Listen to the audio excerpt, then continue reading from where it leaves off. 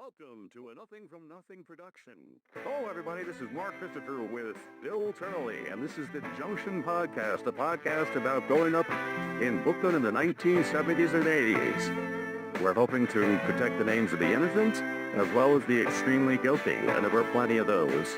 Well, here goes.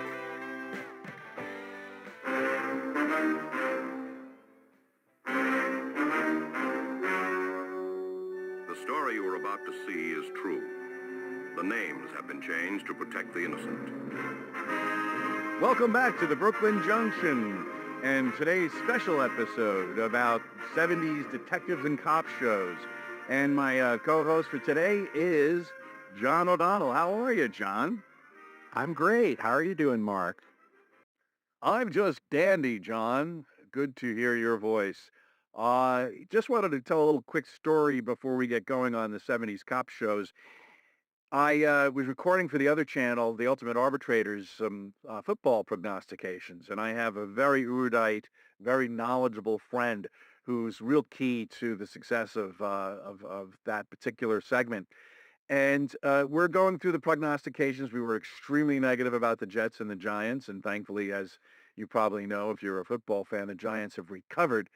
But what happened was right in the mid-segment, he slams his laptop down and disappears.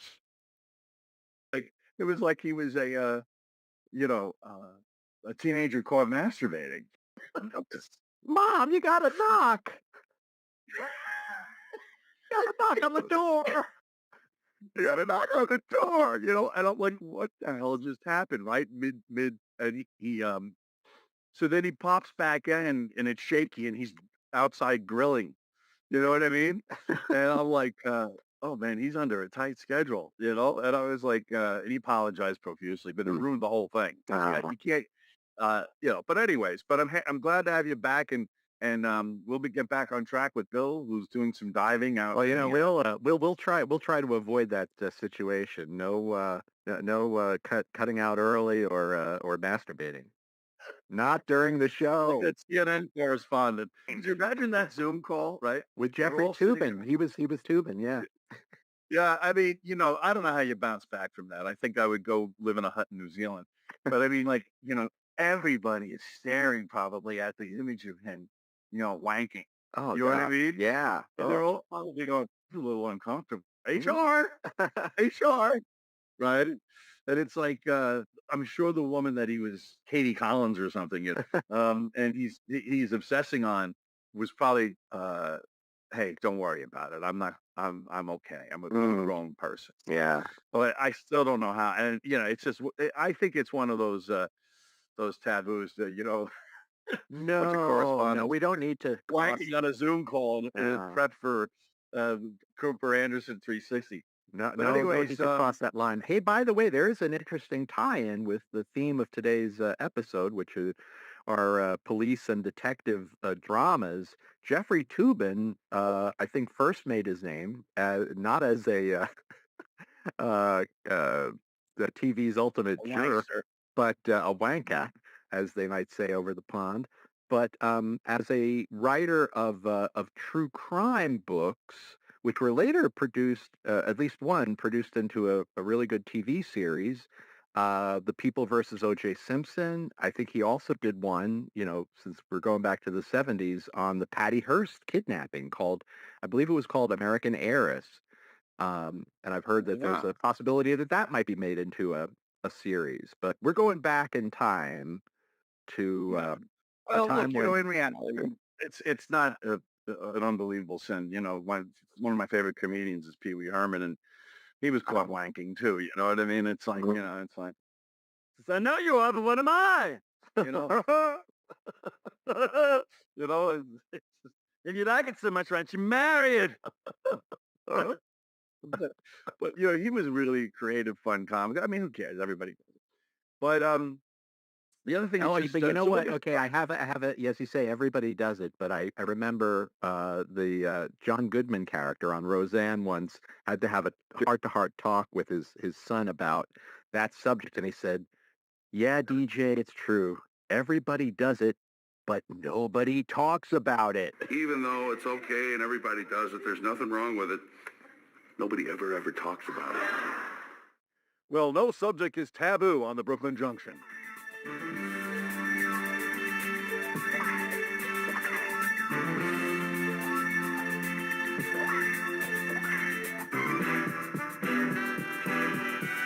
So, moving to one of the things, researching this, I probably spent too much time watching 70s cop shows and detective shows back in the day because I don't remember any of them with a, wow, that was kind of like a wonderful episode, and a lot of it was these a maverick, grizzled detective, who Yeah. disregards bureaucratic rules and, conventional police procedures with an angry sergeant, right, or an angry Hmm. captain, and he always clashes with superiors. And that trope or that pantomime, sergeant who's always angry and pissed off is pretty much like it's like if they have the sky and if I'll they have have your ground. badge, Beretta. Usually played Give me your by, badge, yeah, Callahan. right. Well, I thought of Usually, like yeah, we could create a 70s cop guy and his name would be Kozak. He's Kozak. tough and he's Polish. And he doesn't play by the rules. Yeah. Well, He that's does that's a very good point. That's a very good point because in thinking of kind of the history of TV and the history of uh, TV drama, police drama, the 70s were distinct because, well, one thing was that in the 60s, you could turn the dial of the old TV and just see Western, Western, Western, Western. They were so dominant. Then around 1970, 71, it seemed like everything became a police or detective drama, and the westerns started disappearing. You were down to like maybe just Gunsmoke at one point, but you're right. Also, that the police dramas, the police procedurals that you had in the '60s, not that there weren't many of them, they tended to be about the by the book, good guy, white hat, police police officer, police detective who played by the rules. So like the ultimate example of that was Dragnet with Jack Webb, produced by Jack Jack Webb is Webb, starring Jack Webb, and he was no nonsense, by the book, a symbol of authority, setting everybody straight, and there was no corruption, there was no mouthing back to superiors. That all changed, it seems, in the '70s, where you're right, it was always the renegade. And I think the fact that a lot of them, they were the undercover cops, kind of the influence of the whole Serpico story, but also a lot of them were not just undercover cops who were independent, kind of in their own way, or seemed had rebellious personalities, not the straight-laced Jack Webb character, but so many of them were private detectives, not accountable to police authority, kind of working as a maverick, like you say, on their own, sometimes at cross purposes with the police, but everything would get resolved in the end. But you're right about that very independent, uh, often, really macho character, that was, yeah, became so popular. well, I always think of Jack Webb is that you'd watch it and like he was like those mixed up kids on drugs. Yeah, yeah, yeah, yeah. It was like he had kind of this old, and there was actually episodes where he says stuff like that. The Oh, yeah. streets are riddled. Their streets are riddled with mixed up kids on drugs. You Well, know, yeah, well, he would and it like like he would there would always there'd often be like this confrontation with the wrongdoer. It'd be like the guy who was pushing LSD on the kids, and you're getting your kicks now, Joy Boy. But and that was, which was great. Really, you're getting it your was kicks now, Joy Boy. yeah. Well, how are you gonna feel when you're behind those lead bars? That's right. I remember him once talking down, uh, uh, dressing down this guy who had driven without a seatbelt. And it was like describing like the velocity of the car versus the Oh, velocity of your body when it goes crashing through the window. So you don't think, mister, that you need to wear a safety belt, but you do. Probably did a whole episode. A guy who didn't wear his seatbelt in his car. Listen, you're listen, you hooligan. That's Yeah, right. listen, you hooligan. You're putting everybody in this city at risk. Do you know if your car is traveling at a speed of 55 miles per hour, so is your body when it slams into an embankment, and you don't think you need to wear your safety belt, sir, but yes, mister, you do. In the future, there's going to be these huge balloons that blow up, but we're not ready for that now. You're going to go head on into That's your you're science going to go fiction head on into a technology. steel-made dashboard. Wear that seatbelt or you'll go through that window. You Maybe in know, the year 2000 you won't need to with your science fiction balloon talk. they will be called airbags, but the only airbags around here is my flatulent Uncle Ed. But now you're taking a lot of risks. You're putting the whole city at risk, you hooligan. You know. And this city is my beat, mister. Bodies flying all over the freeway. And it's all your fault, you It's selfish hooligan. all that stands between you, me, and anarchy is that safety belt. Body flying anarchy. Uh, but it's true, and it's like you look at these things like from our point of view. Hindsight displays its charms. You know, you look back and you go, "This is stupid stuff." Well, I have to say, I still do enjoy the watching like the old Dragnet episodes, in a way because they remind me of my dad and what my mom and dad would watch like back in the '60s. Um, but in the same way, I'm nostalgic about those '70s shows because my parents were big fans, especially my dad, and an observation that I had was that I have to give some credit to those TV writers and producers of the '70s. Those shows really did seem to be written for an adult audience. They were going for whatever the demographic, the 35 to 50 or 25 to 50. As a kid, I found it challenging, at least to my attention span. There weren't that many laughs and things, and you had to follow the plot of these mysteries, and maybe that's my ADD, but as I say, I give credit to those TV show makers of the '70s for having that much respect for their audience. But in the '60s, right? In the '60s, you get Jack Webb, and so the teenager's in Yeah. his room masturbating. He opens up the door. What you're creating? What are you doing, young man? You know you're going to go blind if you keep doing that. That's right. You got to grow hair on your head. And his mother's got like, I don't know what I'm going to do. And look at that filth. He's holding up a Playboy magazine. Look at that filth. That's just the descent of Western civilization. Yeah. You know, you're creating anarchy here. But I anyways, don't know no, what but to you're do. right. Now you listen to me. You've got her mouth, punk. I've dealt with you before. And Looking back at this, what's very interesting is they go from those sort of white hat characters, relatively emotionless and Mhm. relatively human to, maverick detectives. And they're always breaking the rules. They always have the pantomime angry captain or sergeant that's like, what do you mean? You better not go out there and break that rule. And then it's like happy when he Yeah. breaks the rule and the serial killer. And the other thing that emerged was they all had some sort of characteristic, like like you wouldn't call it a defect, but something distinctive. Yeah. Sometimes a defect. So Well, it's yeah. like, like the fake guy I just called Kozak.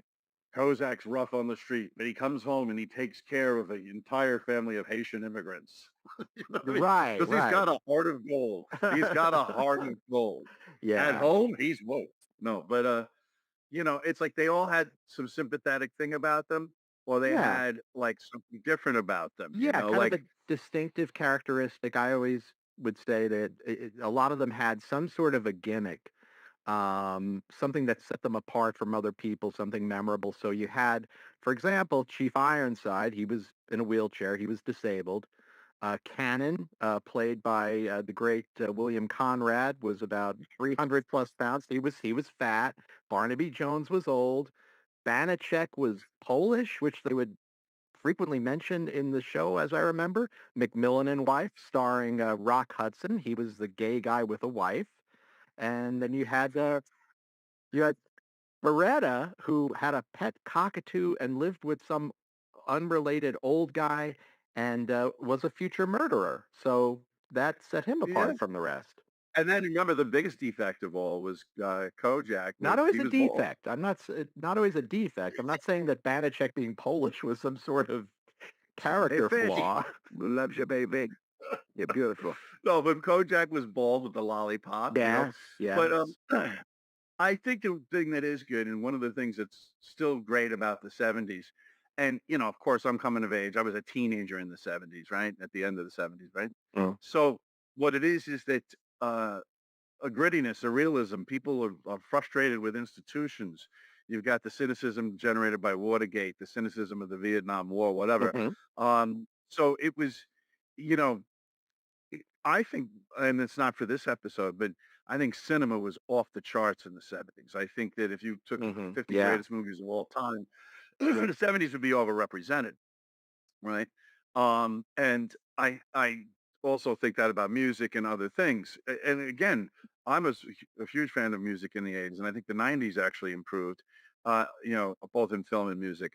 But so I'm not like a person who's just, you know, prejudiced that this is, oh, I'm an old man and the 70s were the greatest. Mm. I actually think that this shift to, you know, a little more cynicism, a little more rebellion against the system was was wedded to the reality of the time. It was wedded to Yeah. more reality, if you will. Today, and I don't watch a lot of this Mhm. outside of the really brilliant things like Breaking Bad, Better Call Saul. I love Justified. These long form television shows that are just really Sopranos, of course, the greatest, Yeah. right? Yeah.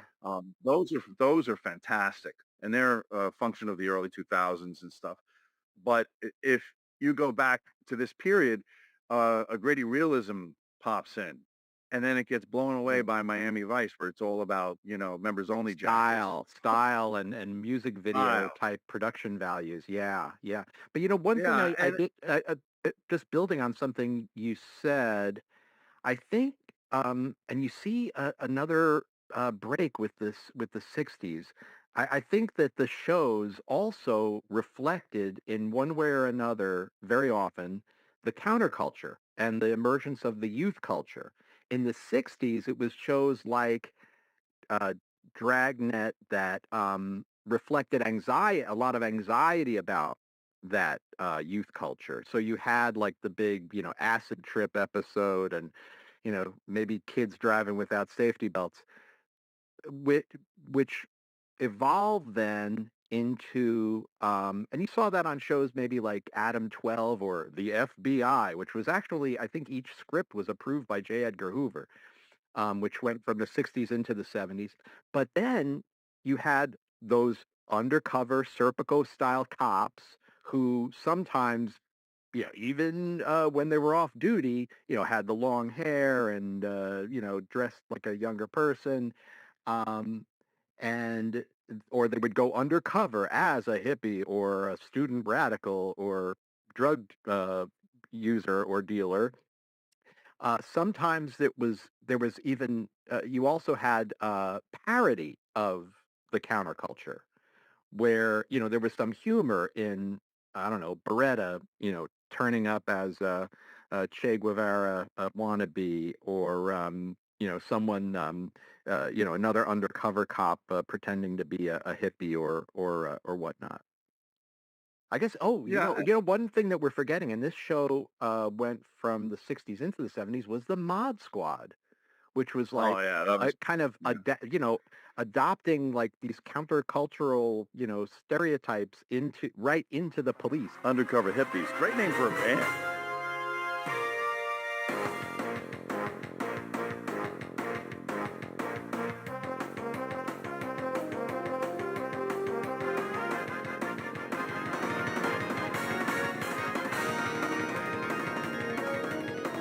Ah, The Peggy Lipton was beautiful. Now you look at her, and Oh yeah, she was a beautiful girl. And there yeah. was the guy with the white guy fro. I forgot who he was. And then there was Link, right, the black Link guy. was yeah, yeah. Yeah, and he was in Purple Rain.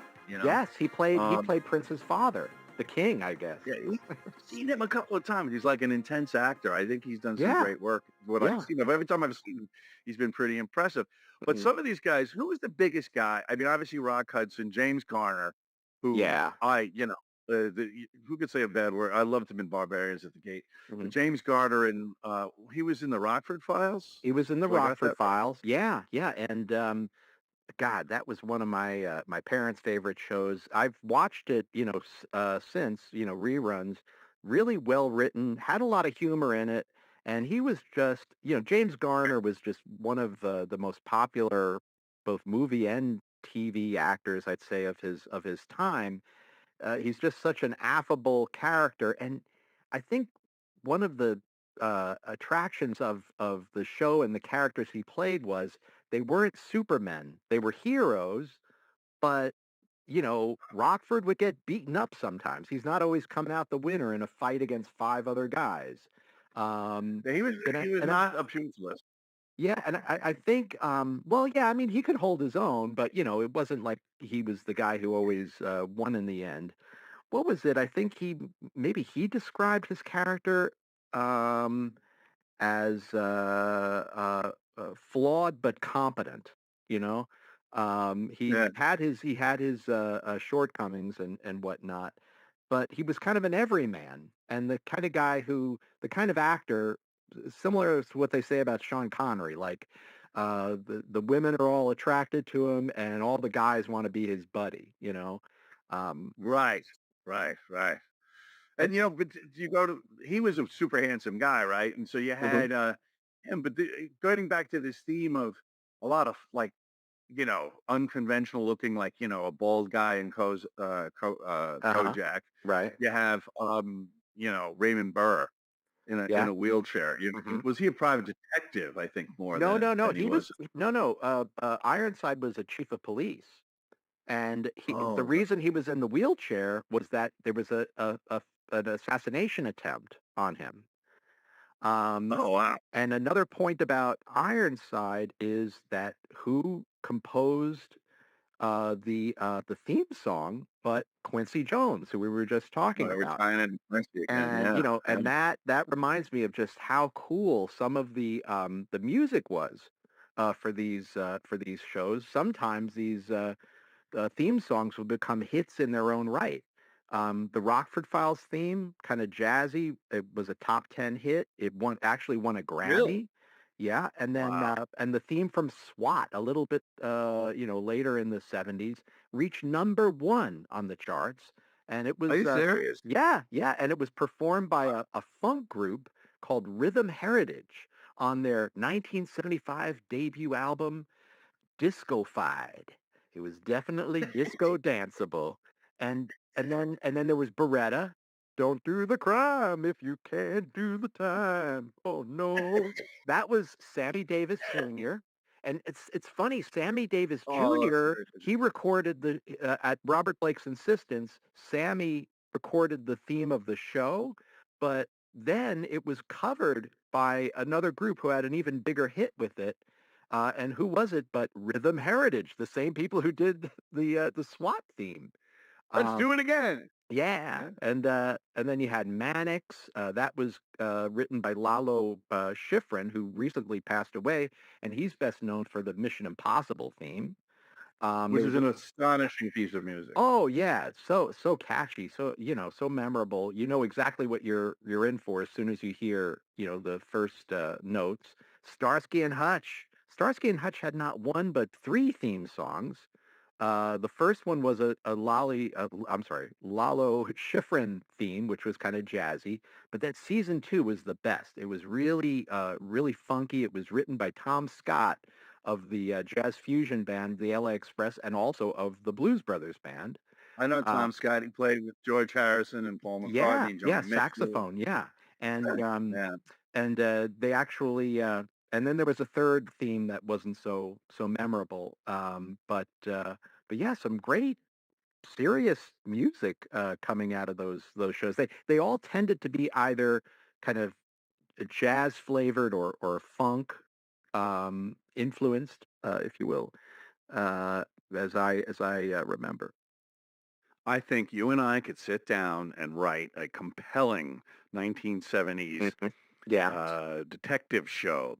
He's hard, he's grizzled, but he's missing an arm or missing an eye, yeah. and has an affinity for chess, and he's Hmm. got some sort of deep secret, like he killed a child in a wheelchair or something in his past, but you don't Yeah, quite know. yeah.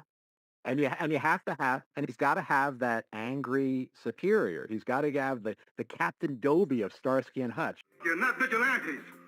You can't go running rampant on these suspects just because you got a personal feeling. or the Chief Clifford from McLeod. Hey, McLeod, what are you doing? Take off that cowboy hat. Because McLeod was the New Mexico cowboy police officer who went to New York and worked for a extremely grouchy, on the verge of a heart attack at all times, Chief Oh, like Clifford. veins pop one out of his neck, and it's Yeah, like, it's like it's such a trope, it's such a, yeah. and he's like vein powder. What are you doing, Columbo? You still wearing that trench coat? That's right. Get out of my office. I'll have your How dare badge. you wear that? Get out of my office, Give me your gun and your and it's like, badge.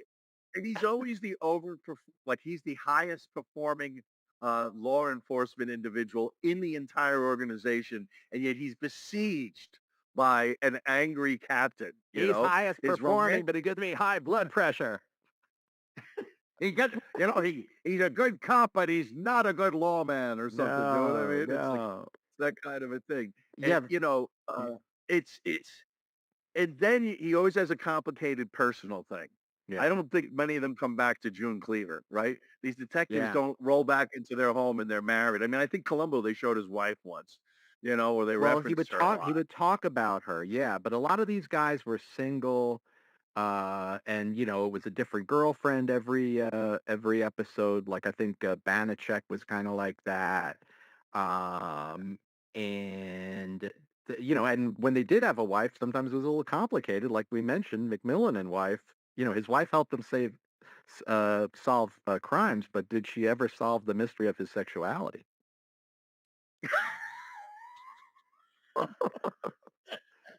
He left plenty of hints, Yeah. you know. If you went to the pool at his house, I won't go into that. Okay. Um, Rock Hudson was a great actor. Yeah, yeah. So, John, it was great, great, Mm, great chatting with you yeah. today on this subject. And why don't you take us out? Yeah, well, I did want to add a little bit of interesting medical history. Back in 1976, taken together, Angie Dickinson in Policewoman and the three gals from Charlie's Angels were the number one cause of early onset puberty among young boys. Oh, they were quite attractive. Thanks, John. So again, like and subscribe. This is the Brooklyn Junction, and we appreciate everybody listening. And we'll see you on the next one. So we're gonna take you out here with Jack Lord and Hawaii Five O, the Hawaii Five O theme. Take care now. Be there. Aloha.